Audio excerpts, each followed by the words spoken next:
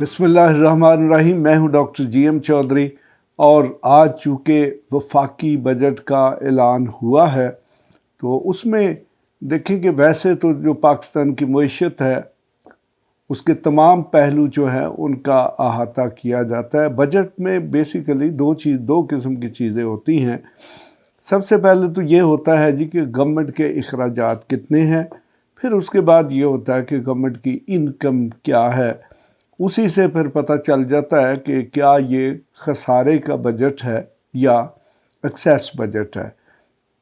तो यकीनन हमारे बजट जो हैं वो खसारे के बजट होते हैं, क्योंकि बजट में इनकम कम होती है और एक्सपेंडिचर जो है वो ज़्यादा होता है। लेकिन जनाब इसके बावजूद गवर्नमेंट जो है उसने चूँकि इस गवर्नमेंट का ये समझे कि दूसरा और आखिरी बजट है और 12 अगस्त को ये जो असेंबली है वो तहलील हो जाएगी और उसके बाद ये गवर्नमेंट ख़त्म हो जाएगी। तो बुनियादी तौर पर देखें कि ये जो बजट है, अगर टेक्निकली देखा जाए तो ये जो गवर्नमेंट के 2 माह हैं ये सिर्फ उनके लिए है। लेकिन गवर्नमेंट ने चूँकि जो भी सियासी गवर्नमेंट्स होती हैं उन्होंने इलेक्शन में जाना होता है, तो इसलिए वो ऐसे इक़दामात भी कर जाती हैं कि जिनको बाद में आने वाली गवर्नमेंट जो है उसको भुगतना होता है। तो जनाब गवर्नमेंट ने सरकारी मुलाजमीन जो है उनको खुश करने के लिए उनकी तनख्वाहों में उनकी उम्मीदों से बढ़कर इजाफ़ा किया है। अब आप यकीनन ये पूछना चाहेंगे कि उनकी तनख्वाहों में कितना इजाफ़ा हुआ है। तो जनाब सरकारी मुलाजमीन आपको पता है कि उनको 2 हिस्सों में तकसीम किया जाता है।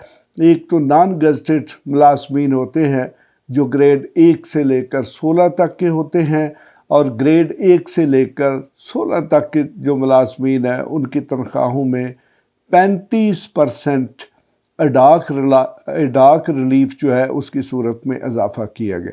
यानी कि आप ये नहीं कह सकते कि आपकी जो बेसिक तनख्वाहें हैं उनमें किसी किस्म का इजाफ़ा हुआ है।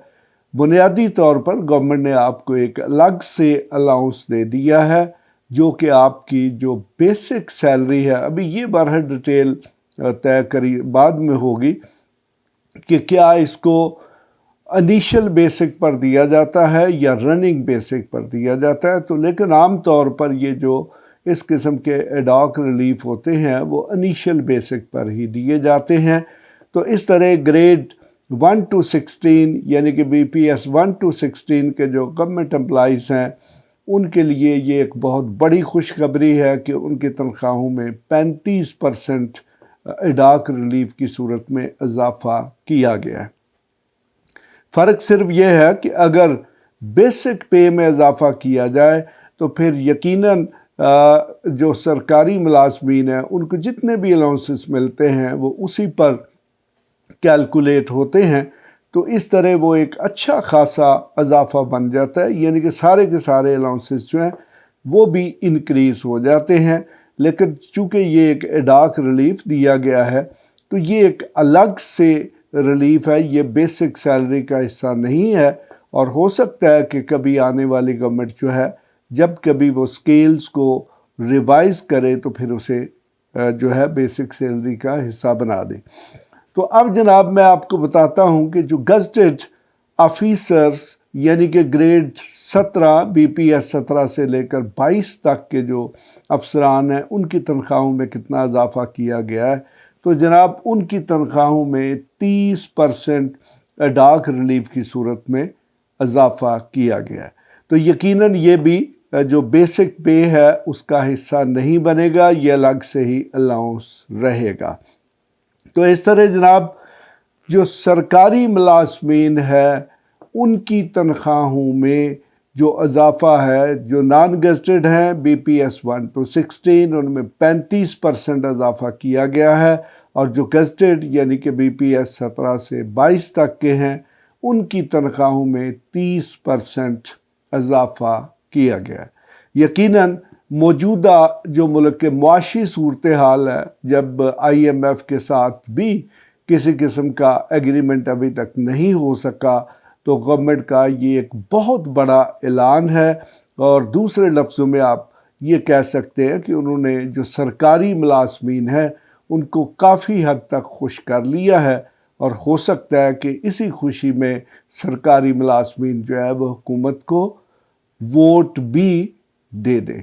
لیکن یقیناً سرکاری ملازمین کے لیے یہ ایک ایشو ہوگا کہ جب یہ پی ڈی ایم کی جماعتیں الگ الگ الیکشن لڑیں گی کہ پھر کس کو ووٹ دینا ہے اور کس کو نہیں دینا۔